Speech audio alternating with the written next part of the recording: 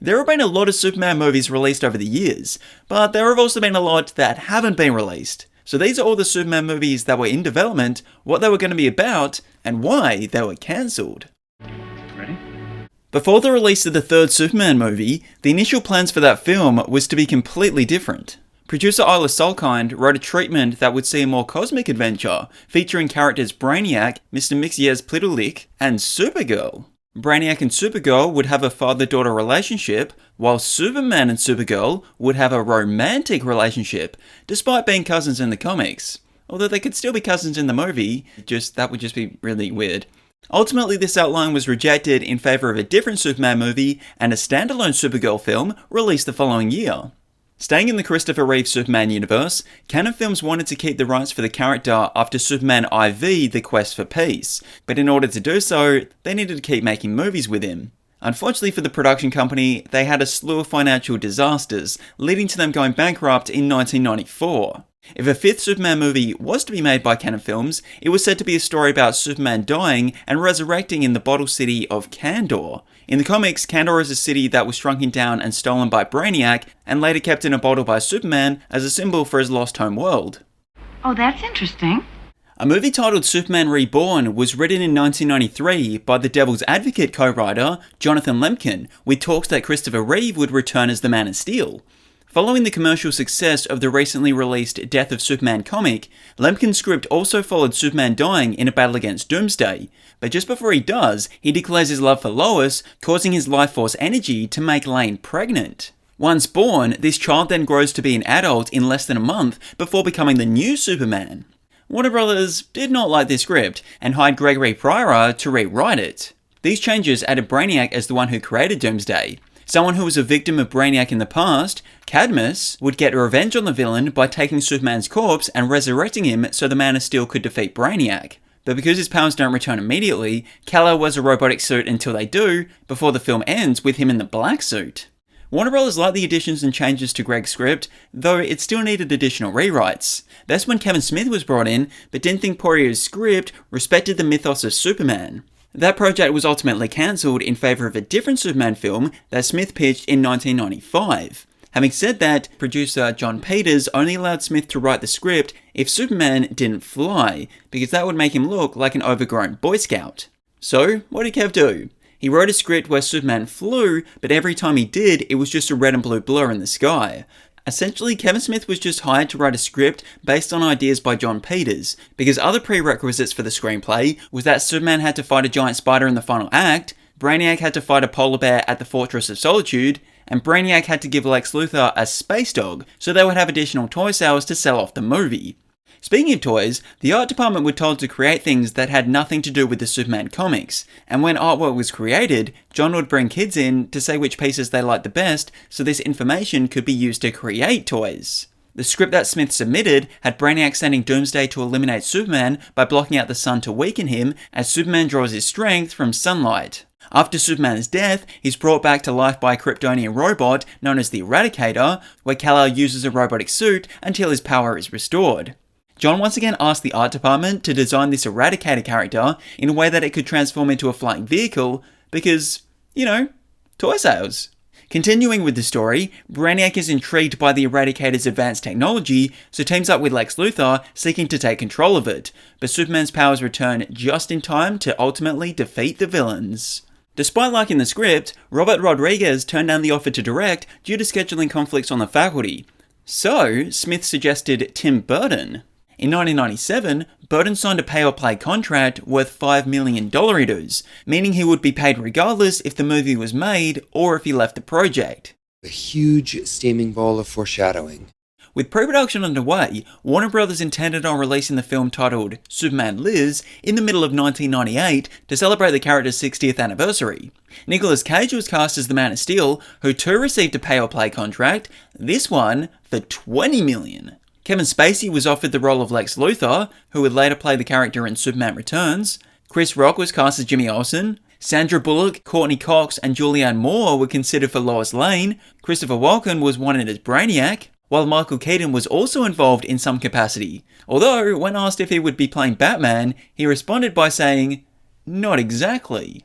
Batman was in Kevin Smith's script though, but it would have just been a cameo appearing at Superman's funeral. So maybe when he said, not exactly, that could indicate he was just playing Bruce Wayne and not Batman. Tim wanted changes to the script, so hired Cape Fear co-writer Wesley Strick. Additions and changes to this version included Brainiac and Lex Luthor merging together to become Lexiac, and Superman being resurrected by a Kryptonian spirit force instead of the Eradicator. Location scouting had chosen Pittsburgh, Pennsylvania as the setting for Metropolis, Krypton was being constructed, and Nicolas Cage had been costume fitted. But things were getting expensive, even leading to Warner Brothers debating on whether or not they should go back to the Superman Reborn idea. So, Dan Gilroy was brought on to rework the script and was able to cut the budget in half to $100 million. Despite this, Warner Brothers decided to put the movie on hold in April of 1998, after having already spent $30 million without even filming anything. Comic fan Alex Ford was someone who wanted a Superman movie to be made, so when he found out that Superman Lives was being put on hold, he went to the studio and pitched his own film series that consisted of, get this, 7 movies. Warner Brothers and John Peters actually liked this pitch and developed it for a while before parting ways due to creative differences, with Ford noting that neither John or Warner Brothers knew anything about the comics or cared about them. They were more interested in the money they'd make from toy sales than movie tickets. So with Warner Brothers still wanting to make a Superman film, they went back to Dan Gilroy's script, but with Tim Burton no longer involved, they asked Michael Bay, Sheikha Kapur, Martin Campbell, Brett Ratner, Simon West, and Stephen Norrington to direct, but all turned it down. By June of 1999, William Wisher Jr. was the new writer brought in, with Nicolas Cage helping, until he dropped out of the project altogether in June of 2000. Will Smith was then offered the part, but turned it down. Will had actually just worked with John Peters on Wild Wild West, a movie where they fight a giant spider. And that's where Superman Lives died. Warner Brothers decided to move on to a completely different Superman project. There's actually a documentary called The Death of Superman Lives, What Happened, that gives a full detailed breakdown on why this film was cancelled. Anyway, Nicolas Cage may not have played Superman in this iteration, but he has gone on to voice the character in the theatrically released Teen Titans Go to the Movies, and The Flash, where he fights that giant spider. I bet John Peters loves Harry Potter in the second one. Why spiders? Why couldn't we follow the butterflies? Brandon Routh may have only led one Superman movie, but that was never the intention. 4 months before the release of Superman Returns, Warner Brothers announced that a sequel titled Superman the Man of Steel would be released in mid-2009, with Bryan Singer returning to direct and the core cast set to reprise their roles. Singer later put the sequel on hold due to scheduling conflicts making Valkyrie, pushing the filming date from mid-2007 to early 2008. Writers Michael Dougherty and Dan Harris also left around the same time, but their script intended on the sequel being more action-packed than the first and feature other Kryptonians, with Brainiac and Bizarro considered as the main villain. That big rock that Superman threw into space at the end of Superman Returns would also have been central in the sequel story, and this guy would have been John Corbin, aka Metallo. Due to the 2007-2008 Writers Guild of America strikes, this also led to the release being pushed back to 2010, with filming now scheduled for 2009. However, all this time that had passed since Superman Returns gave Warner Brothers the opportunity to reflect on that film and the future of the franchise. Because Superman Returns made an okay but not great amount of money, that became a key factor in the decision to reboot the series instead of making a sequel. President of production at Warner Brothers, Jeff Robinoff, mentioned that Superman Returns didn't really position the title character in a way they needed to get audiences excited for a sequel. While Brandon Routh never returned to the big screen as the Man of Steel, he did later play a version of the character in CW's Crisis on Infinite Earths. I lost everyone in one fell swoop. Superman Flyby was another movie that was well into development. In 2002, J.J. Abrams wrote an origin story for the Man of Steel, beginning with a civil war on Krypton between Jor-El and his brother, Carter Zor. Jor-El would be imprisoned by his brother, but before he sends his son Kal-El to Earth to fulfill an ancient prophecy. Kal-El is then raised by Martha and Jonathan Kent, grows up as Clark Kent, and eventually falls in love with Lois Lane while working at the Deadly Planet. Lois would be trying to uncover the truth about Lex Luthor, who's a government agent obsessed with alien activity. Carter Zor's son, Ty Zor, and 3 other Kryptonians arrive on Earth who fight and kill Superman in a battle, where the Man of Steel experiences a vision of Jor-El in the afterlife. Superman is somehow revived before reconfronting and defeating the Kryptonians, then leaves Earth for Krypton, setting up a sequel. Despite being a director, J.J. Abrams was not to helm the project. Instead, Rush Hour 2 director Brett Ratner was hired in September of 2002. Christopher Reeve came on board as a consultant, suggesting Smallville's Clark Kent, Tom Welling, to play Superman, but Ratner instead narrowed it down to Josh Hartnett, Jude Law, Paul Walker, and Brendan Fraser. Some of these actors were offered $100 million to sign a 3-picture deal, but would be pretty much only playing Superman for the next decade, something that these big-name stars didn't really want. They had money and didn't want to be tied down to something for that long. Amy Adams actually auditioned for Lois Lane for this film, and while she didn't get it then, she did get it later for Man of Steel. Ratner ended up dropping out of the project in March of 2003 due to disagreements with producer John Peters and for the casting process being too difficult. So McG came on with the intention to cast an unknown in the lead. One of those people who came in for a screen test was someone named Henry Cavill.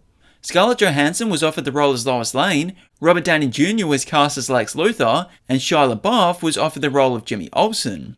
The OC creator, Josh Schwartz, was hired to rewrite Abrams' script, but shortly after that, McG left the project, partly due to wanting the film shot in New York City and Canada, but Warner Brothers wanted to take advantage of Sydney's tax cut. At the time, McG said that he didn't think the Australian city would be able to capture the feel of America, but in 2012 admitted the real reason why he didn't want to film in Sydney was due to his fear of flying.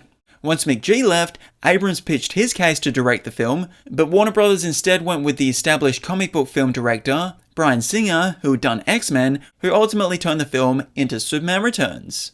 In 2013, Chief Creative Officer at DC Entertainment, Jeff Johns, noted that Warner Brothers was considering making animated movies of all their unproduced live-action screenplays, which included Superman Flyby. But this has never really happened. Or has it?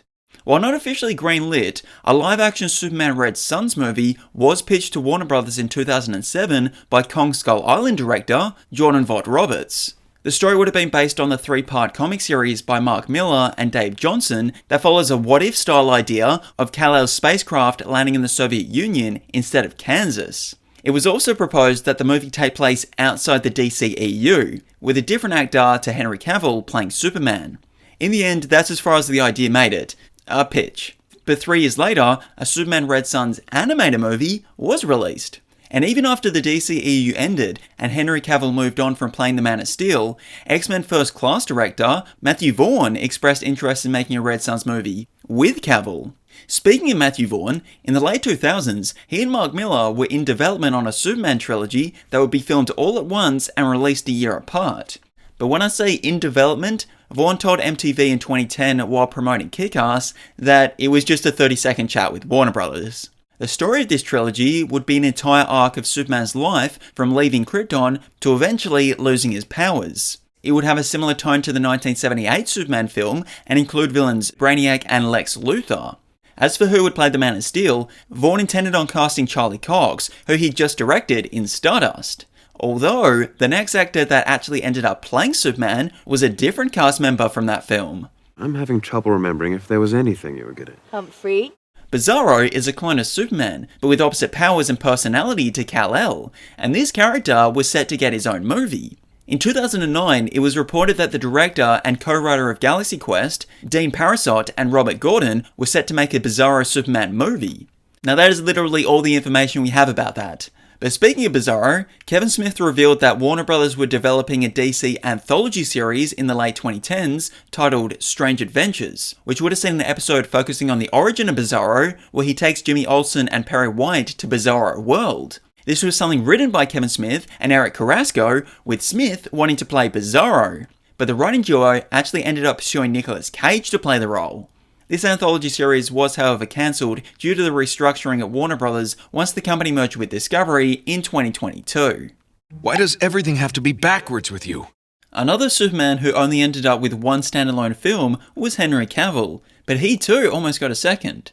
When Warner Brothers announced a slate of DC movies for their shared universe in October of 2014, Man of Steel 2 was not on the list, choosing to prioritise a Batman vs Superman film first. This was due to Man of Steel having a similar box office situation to Superman Returns, where it did well, but nothing spectacular. However, the studio did confirm that a Man of Steel sequel was in development with Henry Cavill in the lead.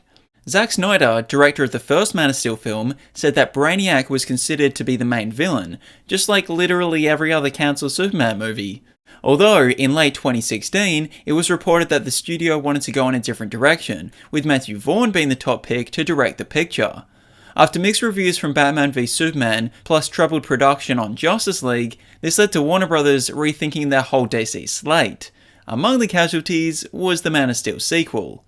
Prior to this, while there was no script written, many ideas had been discussed and pitched, including one from Mission Impossible Fallout director Christopher McQuarrie and Mission Impossible Fallout actor Henry Cavill.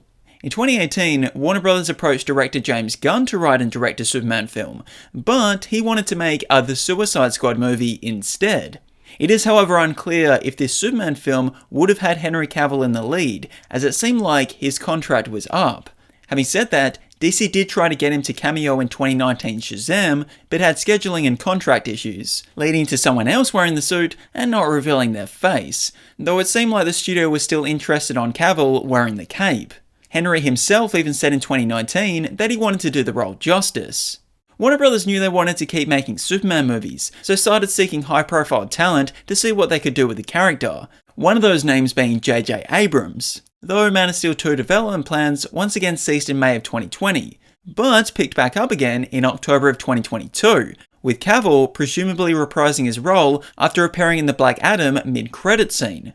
Despite posting to social media that he hadn't left the DCEU, this cameo was just a one-off deal. No additional contracts were drawn up to have him return to lead an entire film. He did, however, sign another small contract for him to be in The Flash.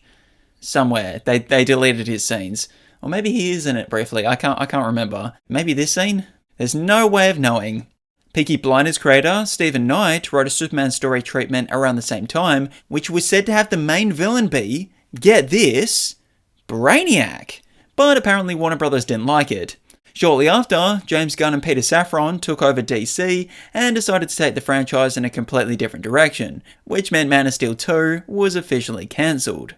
The world was not ready.